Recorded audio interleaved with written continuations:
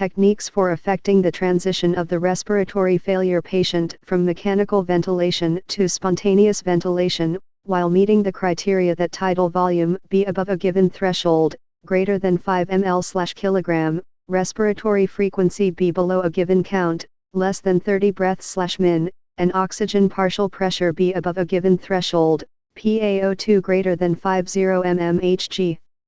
Weaning studies focus on finding methods to monitor and predict the outcome of mechanical ventilator weaning, as well as finding ventilatory support techniques which will facilitate successful weaning. Present methods include intermittent mandatory ventilation, intermittent positive pressure ventilation, and mandatory minute volume ventilation.